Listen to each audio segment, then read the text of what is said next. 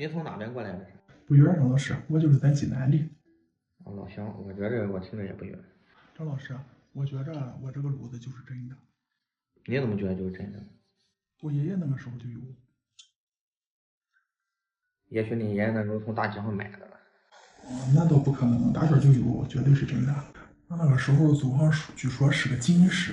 咱鉴定一件东西啊，不听故事，只看东西啊。我不管，就是说您爷爷那时候或者您祖上是干什么的，就是您得找我鉴定啊。就说万一是假的，您心里能接受？你放心，能接受。我说万一是假的呢？不可能，绝对是真的。那您知道绝对是真的呢，你还来找我鉴定干啥？是这样的，我朋友想要，他是你粉丝，说是您看过以后再要。我这正好也录着视频吧，拿回去让他看看。张老师，这个炉子一定是真的，在我家已经很多年了。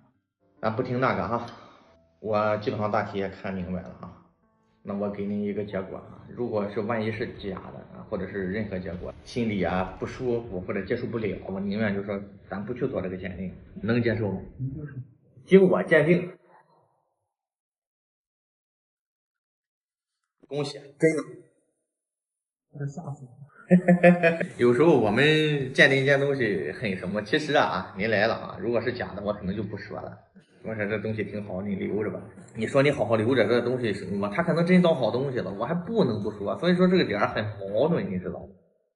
张老师，您看一下，是那个明代宣德宣德炉啊，从宣德创烧以来，那时候是暹罗国进贡的封魔铜，就挣了那几千个，所以呢，它成为名品了。后世一直有仿制，这个到不了宣德啊。如果这个真是宣德的，价值几百万、上千万。这个炉子是什么时候？清代大约雍正时期的。你怎么知道是雍正的？这个其实马未都马老曾经讲过啊，我给你大体也讲一下，说历史没有真相，只残存一个道理。就说我们对于没有载于史册的、没有确切文字记载的，只是一个大体的估计。那怎么去估计呢？包浆、皮壳、形制、形状、线条、铜制、铸造工艺、款式、磨损的痕迹，缺一不可。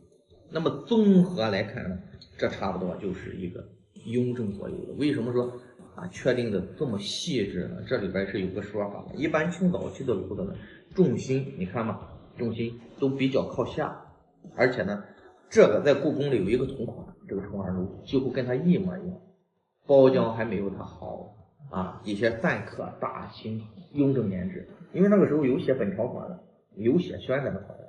第一呢，形状符合雍正时期的形状；第二呢，手头相对轻薄精炼，是因为雍正时候那时候禁铜。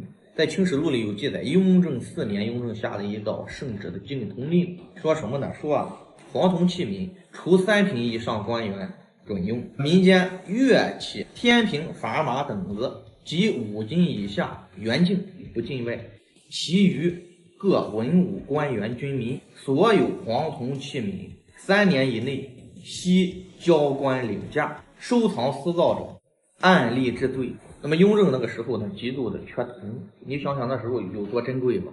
所以说这个东西级别非常非常高，真不错哈。你看，经过就是几百年来，这个都成咱说的例子了。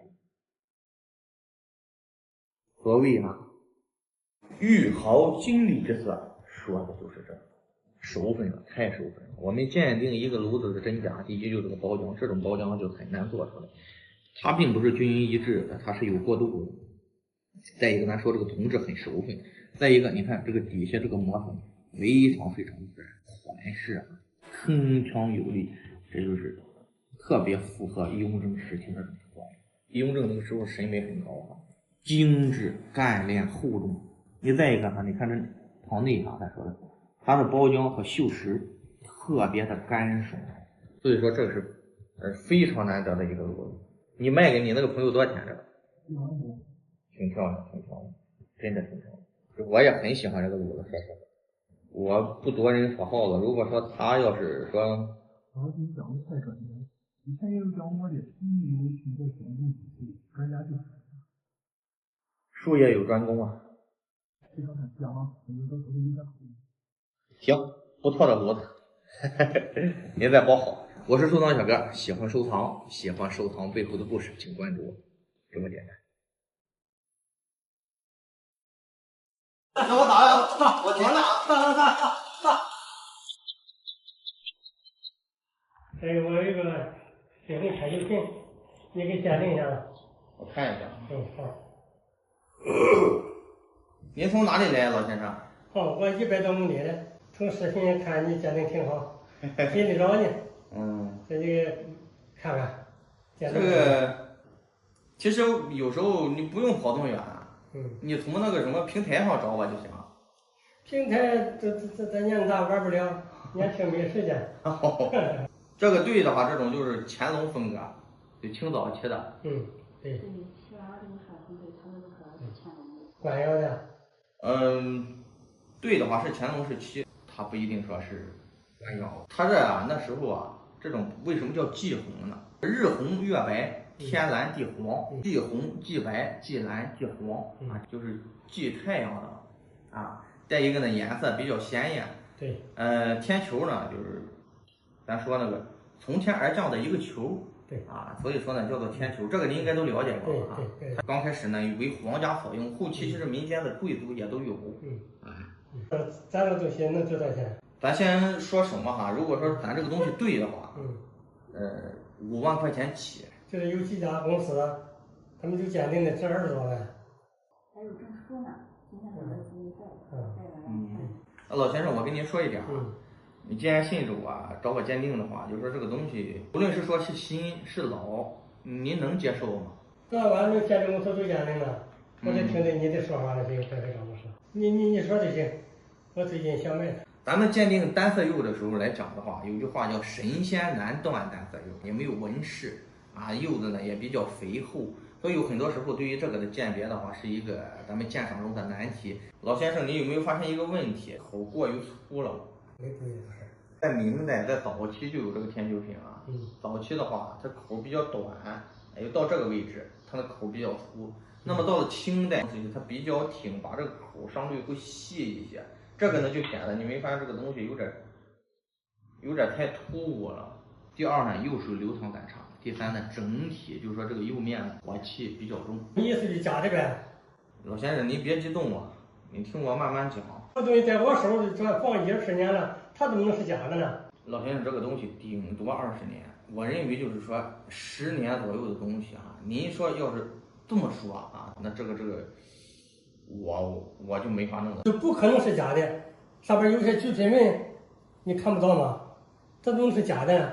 老先生，这个橘皮纹是能做就不可能是假的，它怎么能是假的呢？就是我说老先生，您既然就是说不接受的话，您这个不行，您就先带回去。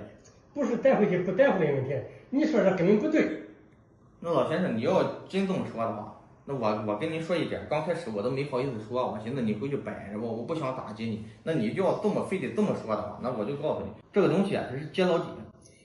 它是不可能，这个是你听我说，拿个东西一敲，这个东西立马就看出来。假如真的，你能赔得起吗？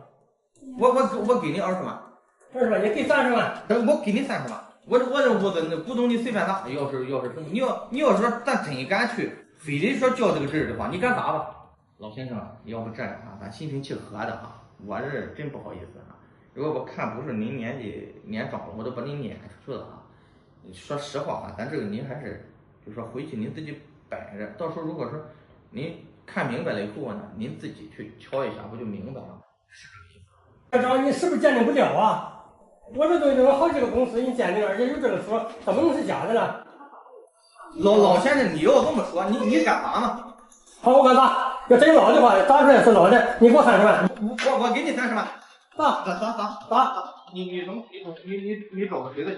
老先生，但是咱说好了有一点，如果说他是接老底的新的，你认吗？认。你别赖我认。这视频为证好，这一言驷马难追，咱爷们之间的事。行，好，行。你现在后悔还来得及，你摆这其实也挺好看，目标咱走到这一步。都鉴定都是真的，你这成假的嘛？不是老先生，咱这么说，如果说这个东西是新的，我该不死的。他要接老底，我该不死的。老的我给你30万，你给我30万，行，那我打了，我来了，上。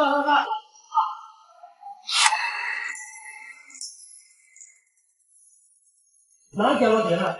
哪有什么天？别着急，别着急，我这就给你看。是这老底吗？是站着的吧？看着焦了吧？是老底吧，老师？是，上个倒霉。